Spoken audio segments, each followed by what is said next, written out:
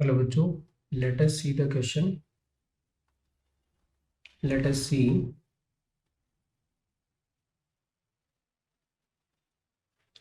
see three conducting cells A, B, and C of ready A, B, C are as shown. This assembly can be asked as a capacitor by earthing any of the cell ABC. Suppose a source of EMF is connected between A and C so that the cell A acquires positive Q and cell C acquires negative Q.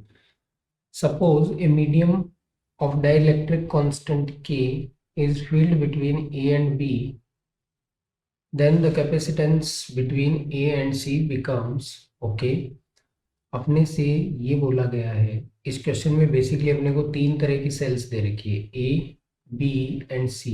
इन तीनों cell का radius अपने को दे रखा है ए B C. और अब अपन से question में क्या कहा गया है कि ए और सी के बीच में आपने कोई ईएमएफ सोर्स लगाया जिसकी वजह से ए पे प्लस क्यू आता है और बी पे क्या सी पे क्या आता है, माइनस क्यू आता है। अब क्वेश्चन में चेंज ये करा हुआ है कि यहाँ पर इसने एक डाइलेक्ट्रिक मटेरियल भर रखा है। इसने यहाँ क्या कर रखा है, एक डाइलेक्ट्रिक मटेरियल फील कर रखा है। और इस डाइलेक्ट्रिक मटेरियल को फील करने के बाद अपने से ये पूछा गया है कि सिस्टम की कैपेसिटेंस कितनी आएगी। चलिए स्टार्ट करते हैं फिर इसका सॉल्यूशन। क्वेश्चन आपको अच्छी तरीके से समझ में आ ही गया होगा। यहाँ पर इसका डाइलेक्ट्रिक कांस्टेंट क्या दे रखा है, ये के दे रखा है। पहले आप क्या करोगे, अगर मुझे कैपेसिटेंस निकालना है तो मुझे पता है कि C इक्वल्स टू क्या होता है, Q बाई बी होता है। तो मुझे पहले इसका B निकालना पड़ेगा और B निकालने के लिए मुझे क्या कैलकुलेट करना पड़ेगा, इलेक्ट्रिक फील्ड कैलकुलेट करना पड़ेगा। चलिए इलेक्ट्रिक फील्ड कैलकुलेट करते हैं। उसके लिए अपन गॉसेस लॉ को यूज करेंगे, है ना। गॉसेस लॉ को यूज करेंगे और गॉसेस लॉ क्या कहता है, ध्यान से सुनिए। गॉसेस लॉ कहता है कि अगर आपको यहाँ इलेक्ट्रिक फील्ड निकालना है, इस इलेक्ट्रिक फील्ड को अगर आपको कैलकुलेट करना है तो पहले आप एक गाउसियन सरफेस की फॉर्मेशन करेंगे। एक बार इसको हटा देता हूँ मैं। देखिए यहाँ पर अपन क्या करते हैं, एक गाउसियन सरफेस बनाते हैं और उसका बाद में अपन इलेक्ट्रिक फील्ड निकाल लेंगे। ये गाउसियन सरफेस आ गई, इसकी रेडी को आपने मान लिया आर। और यहाँ का जो इलेक्ट्रिक फील्ड है उसको मैंने E1 कहा है। क्या कहा है, यहाँ का जो इलेक्ट्रिक फील्ड है उसको मैंने E1 कहा है। तो E1 की वैल्यू कैसे कैलकुलेट करनी है, देखिए ये चार्ज आ गया, ये 4 pi epsilon naught r square. अब इस आर को डिफाइन करना पड़ेगा। ये आर क्या कर रही है, ए से लेकर के बी के बिटवीन ही स्टैंड करती है, मतलब ए से कम नहीं हो सकता और बी से ज़्यादा नहीं हो सकता। अपर लिमिट दोनों की इक्वल है। ऐसे ही आपने क्या करना है, E2 का वैल्यू निकाल लेना। E2 का वैल्यू भी आप कैसे निकालोगे, Q upon 4 pi epsilon naught small r square. और लिमिट डिफाइन कर देंगे इस बार। ये आर है वो बी से कम नहीं हो सकता और सी से ज़्यादा नहीं हो सकता। ये वाला जो इलेक्ट्रिक फील्ड है इसमें अपन ने एक मीडियम फिलअप किया हुआ है। मीडियम फिलअप किया हुआ है तो यहाँ मीडियम का डाइलेक्ट्रिक कांस्टेंट भी आएगा, because we know that epsilon by epsilon naught is equals to K. और यहाँ से एप्सिलॉन की वैल्यू क्या आएगी, एप्सिलॉन नॉट के, जो कि मैंने यहाँ पुट कर रखी है। ओके, अब आपको करना क्या है, अब आपको पोटेंशियल निकालना है। अगेन अपन यूज करेंगे गाउस को। एक फॉर्मूला देता है गाउस, क्या बोलता है, E dot D R electric field को कन्वर्ट करता है ये किसके अंदर, वोल्टेज के अंदर कन्वर्ट करता है इस by this formula. Let us see, let us see अपन क्या निकाल रहे हैं अभी, अपना जो ये है अपन क्या निकाल रहे हैं, पोटेंशियल,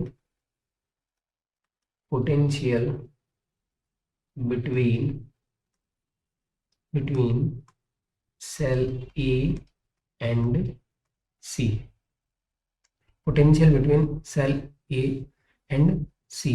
डेल्टा V बोल दिया जाए इसको, डेल्टा V बोल दिया जाए। ओके, अब अपन बेसिकली अब आपको ये सोचना चाहिए कि A और C के बीच में क्यों निकाल रहे हैं। A को पहली बात तो मैंने क्या करा हुआ है, अर्थिंग करा हुआ है ना।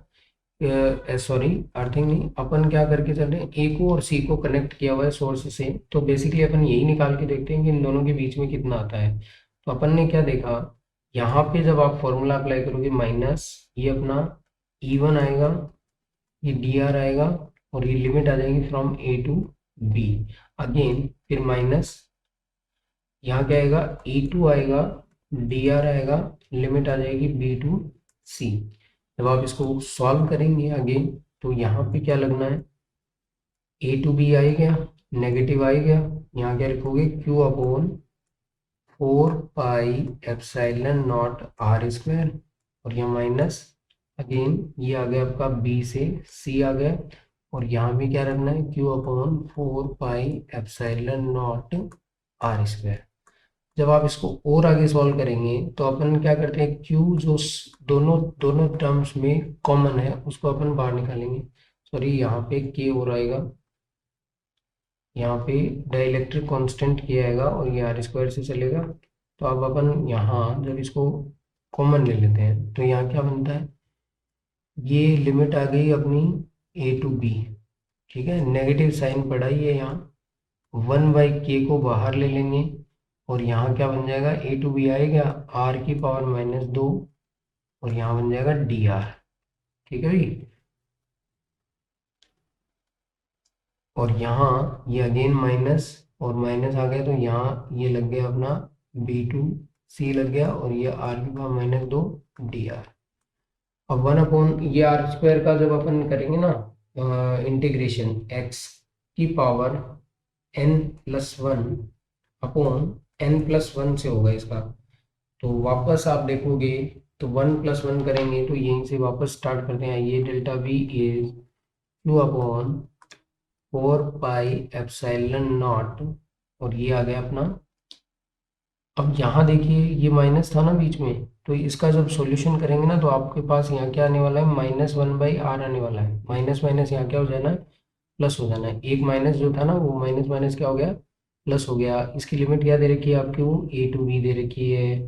अब आपको करना क्या है, आपको बेसिकली करना क्या है, देखिए इसमें अपन ने ये रखा 1/r, और इसकी लिमिट क्या थी, ए टू बी। ये माइनस था, माइनस माइनस प्लस हो गया, एक माइनस यहाँ स्टैंड कर रहा है अभी भी, एक माइनस यहाँ स्टैंड कर रहा है अभी भी।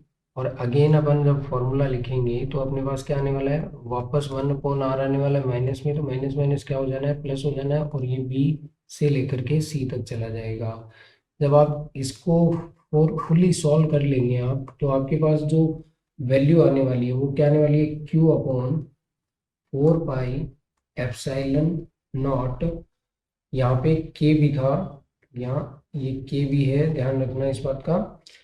अब ये जो फाइनल सॉल्यूशन आएगा, ये जो फाइनल सॉल्यूशन आएगा उसमें ये देखिए नीचे जब आप लिमिट रखोगे, लिमिट पुट कर दीजिए 1/b -1/a, ये के साथ है, दोनों दोनों के साथ डाइलेक्ट्रिक कांस्टेंट के प्रेजेंट है। और यहाँ भी आप क्या लगाओगे, Q upon 4 pi epsilon not, और यहाँ क्या आ जाएगा, 1/c -1/b, 1/b। जब आप इसको अगेन सॉल्व करेंगे तो ए बी सी एलसीएम आएगा आपके पास, क्यू अपॉन क्या आ जाएगा, 4 pi epsilon naught. A B C LCM को बाहर ले लिया। अब जो अंदर वाली टर्म्स हैं उनको देखिए आप कैसे लिखने वाले हैं। अंदर वाली टर्म्स जो है वो इस तरीके से लिखी जाएगी। देखिए अंदर वाली जो टर्म्स हैं उनको आप किस तरीके से लिखेंगे, ये आएगा अपना सी आएगा यहाँ, और यहाँ क्या बच जाएगा, बी माइनस ए, ये B minus A bracket close, then plus यहाँ पे आपके पास आएगा के, ए आ जाएगा बाहर, और ये आ जाएगा आपका सी माइनस बी। ये आपका क्या आ जाएगा, सी माइनस बी आ जाएगा, सी माइनस बी। ये आपका पोटेंशियल डिफरेंस आया। अब इस पोटेंशियल डिफरेंस को आपको यूज करना है इस फॉर्मूले के अंदर।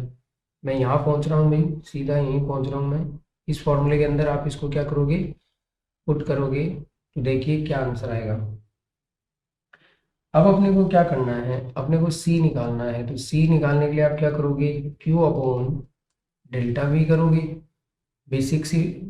अब ये क्यू आपका यहाँ आ गया, और डेल्टा वी आपका ये रहा, डेल्टा वी आपका ये रहा। तो आपने इसमें पुट किया Q upon 4 pi epsilon naught A B C, और यहाँ आपके पास क्या है, सी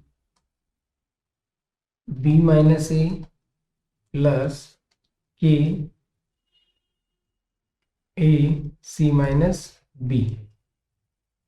अब देखिए क्यू ने क्यू को क्या करा, कैंसिल आउट किया।